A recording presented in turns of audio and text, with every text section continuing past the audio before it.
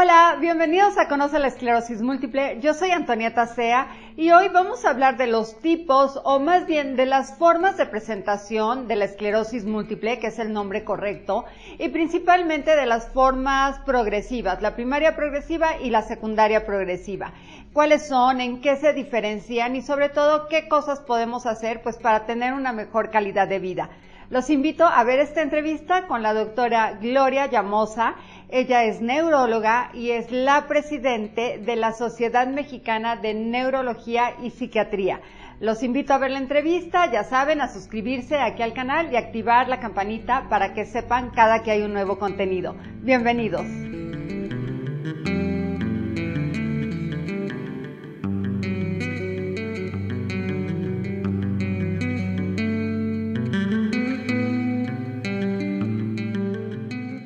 Hola, doctora Gloria, muchísimas gracias por estar nuevamente con nosotros. Hola Antonieta, gracias por invitarme. Hoy vamos a hablar de las formas de la enfermedad, sobre todo tratar de entender cuál es la forma primaria progresiva y cuál la secundaria progresiva. Así es que, como primera pregunta te diría, ¿nos puedes explicar cuáles son las formas de presentación de la esclerosis múltiple? Cuando hablamos de esclerosis múltiple, hablamos de una enfermedad que puede tener diferentes caras, vamos a decir, y entonces la más común es esta esclerosis múltiple que llamamos remitente recurrente, en la que el paciente presenta un brote de actividad aguda, cede el brote, está bien durante algún tiempo y después puede tener otro brote y así en el tiempo. Esta forma de esclerosis múltiple es la más común, pero esta forma de esclerosis múltiple, cuando el paciente en tiempos de que no recibía tratamientos apropiados, a lo que llamamos la historia natural de la esclerosis múltiple, es decir, cómo le iba al paciente sin ningún tratamiento, después de 15 o 20 años, esta forma remitente recurrente puede ir progresando. Ahorita platicamos de qué es eso. Y a esta forma le llamamos secundaria progresiva. Esta forma de esclerosis múltiple podría ocurrir en más de la mitad de los pacientes después de 15 años de evolución de la forma más frecuente, que era la remitente recurrente. Y por lo tanto es la segunda forma más frecuente de esclerosis múltiple. Y hay una tercera forma de esclerosis múltiple que empieza desde que el enfermo comienza con síntomas cada día peor y peor y peor y peor y peor desde el principio. Esta se conoce como esclerosis múltiple primaria progresiva.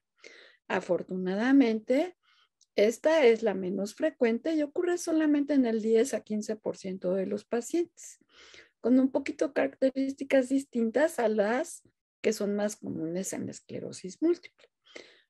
Entonces, primero vamos a hablar de este enfermito que comenzó como esclerosis múltiple remitente recurrente y que va pasando en el tiempo y progresa. En este caso, el enfermo puede seguir teniendo brotes que se noten, pero no siempre es así. A veces el enfermo ya no tiene ningún brote y de todas maneras va notando que cada día va un poquito peor y un poquito peor y un poquito peor.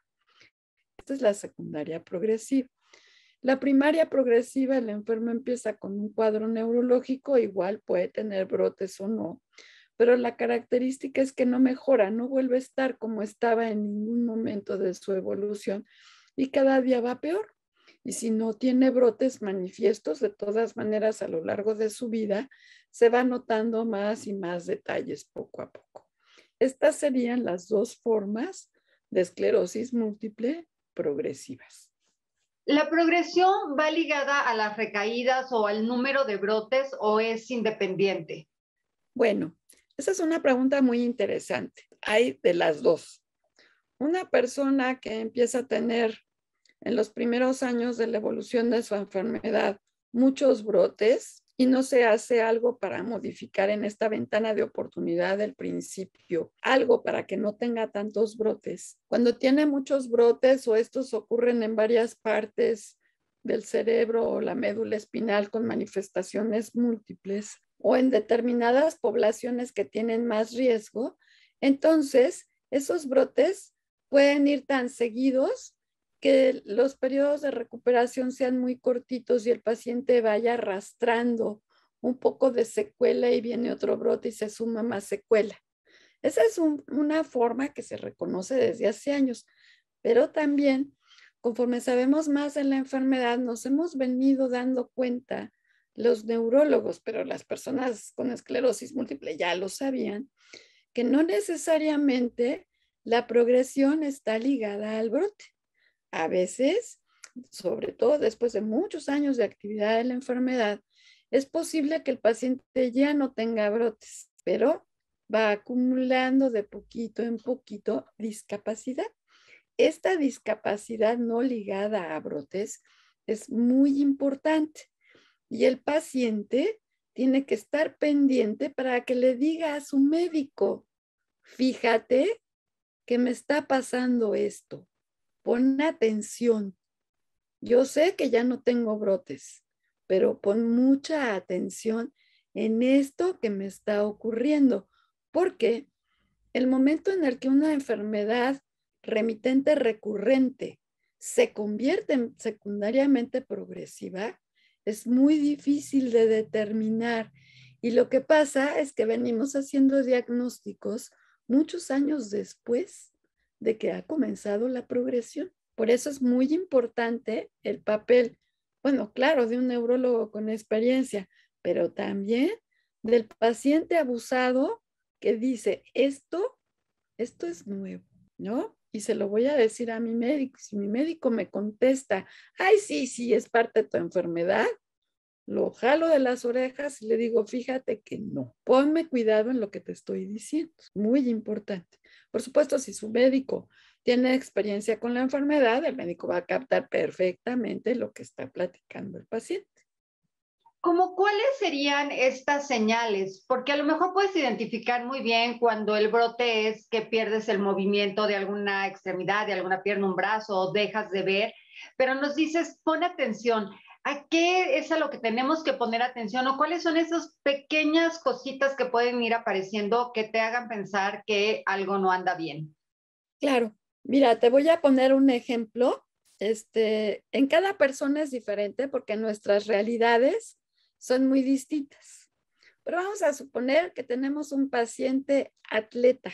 Y entonces el paciente podía correr 20 kilómetros y sacarse el primer lugar. Y después un día empieza a notar que solamente puede correr 15 kilómetros y ya no se saca el primer lugar. Y después nota que está alejado de un brote, o sea, no ha tenido un brote en más de un mes o en más de 6 meses. Y a pesar de eso, no puede correr los 20 kilómetros y sacarse el primer lugar. Y esto se sostiene en el tiempo, más de 3, 4 meses y no puede. Y no está enfermo de ninguna otra cosa. Ah, bueno, ahí hay una señal, por supuesto, para ese paciente, porque si yo pongo a otro enfermo que no es atleta a correr 20 kilómetros, pues no los va a correr.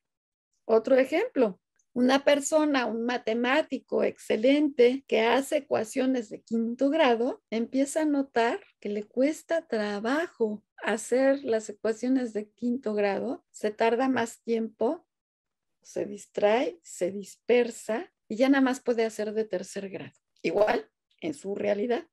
Otras realidades, las mujeres somos multitareas, no me vas a dejar mentir. Podemos oír a los hijos, atender la profesión, si suena el teléfono, ir a contestarlo y empezamos a notar que eso que hacíamos ya no nos sale tan bien. Por supuesto, eso también puede ser relacionado con algo de edad. Estamos hablando de que no es un factor que va solitito, ¿no? Pero es una característica que para el paciente notoriamente es distinta y empieza siendo muy sutil. Tan sutil que a lo mejor el paciente no lo dice y tan sutil que a lo mejor el médico piensa, pues es que ya tienes 39, 40, 50 años, pues ya no eres el mismo. Pues sí, claro, pero están algunas cosas que me llaman la atención. Ya más avanzado puede ser que los pasatiempos que yo disfrutaba, que me entretenían, mi profesión, el interés de aprender cosas nuevas se va apagando. Ah, pues esa es otra alerta. Y están las alertas muy obvias.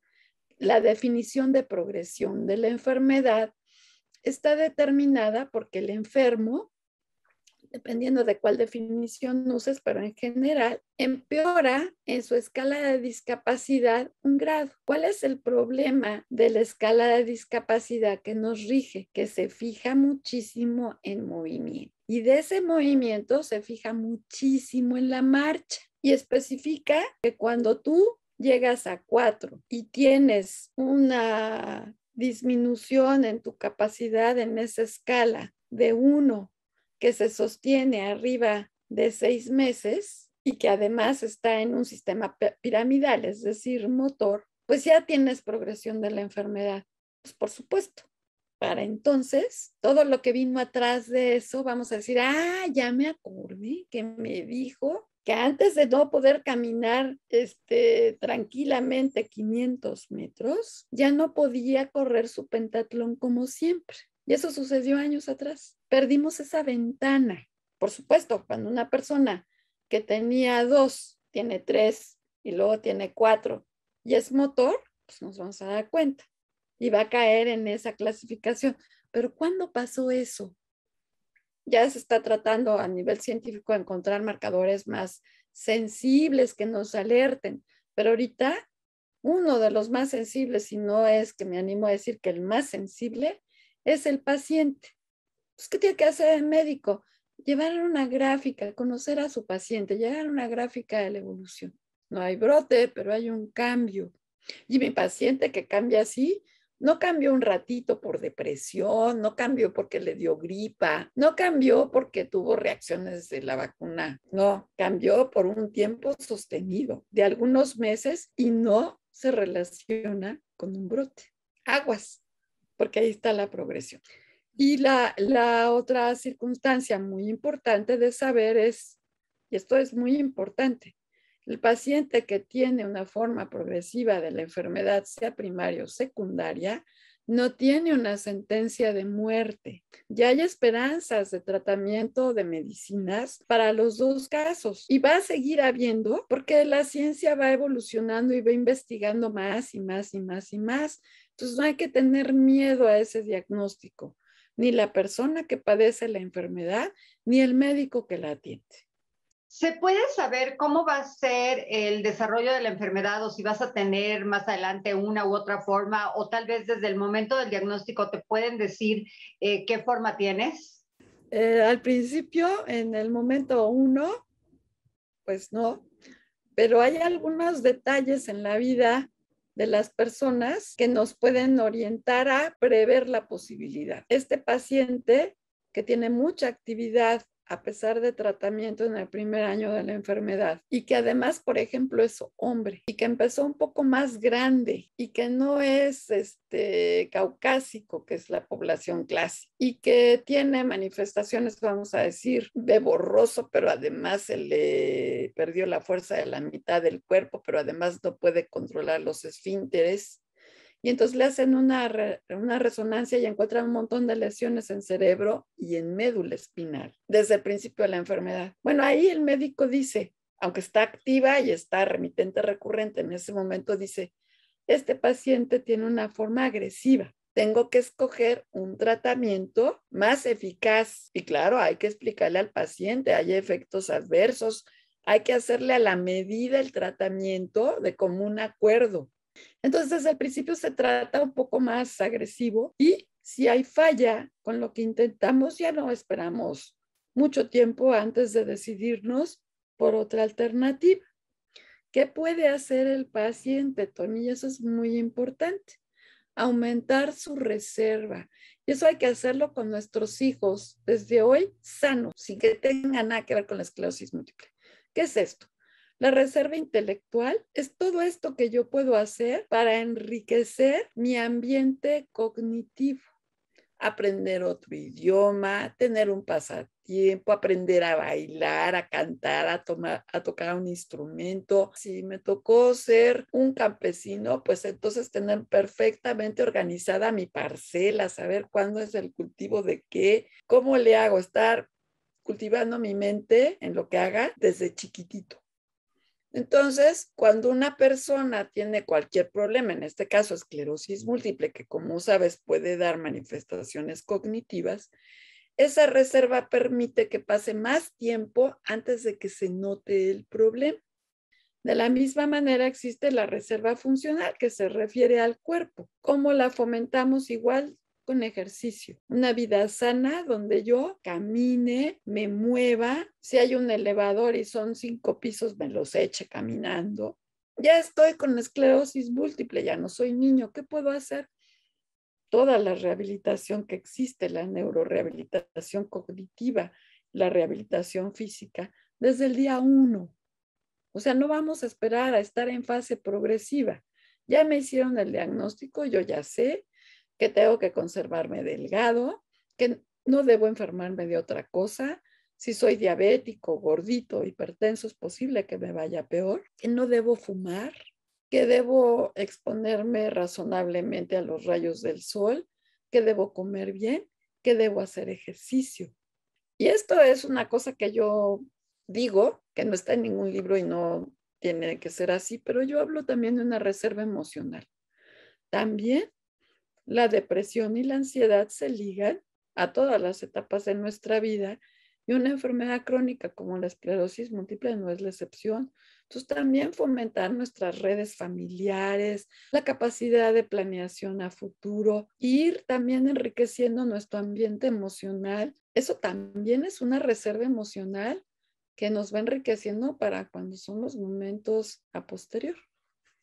Muchas gracias, Gloria. Nos dejas claro que hay que tener esta reserva física, cognitiva, espiritual, mental y sobre todo quitar esa idea de que la esclerosis múltiple es igual a silla de ruedas o a discapacidad, porque seguro si tienes un buen diagnóstico habrá algo que hacer. Señalar que cada vez menos, porque hay muchos medicamentos útiles para tratar la esclerosis múltiple, pero aún así hay personas con formas progresivas en estado muy avanzado de la enfermedad que no tuvieron esa dicha al principio de su enfermedad. Bueno, nunca acepten, no hay nada que hacer. Siempre hay algo que hacer. Y también no se olviden que no solamente es el neurólogo, el rehabilitador, el fisioterapeuta el que está cerca, también están los psicólogos, los psiquiatras, los nutriólogos y una gama de médicos, de personal de salud y a veces de personal no de salud, como trabajadoras sociales e incluso a nivel espiritual.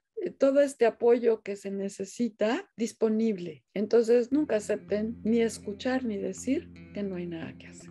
Muchas gracias, Gloria. Vamos a dejar aquí en la parte de abajo los datos de tu consultorio para quien guste buscarte. Con todo gusto, Tony. Buena tarde. Gracias, hasta luego. Adiós, Tony.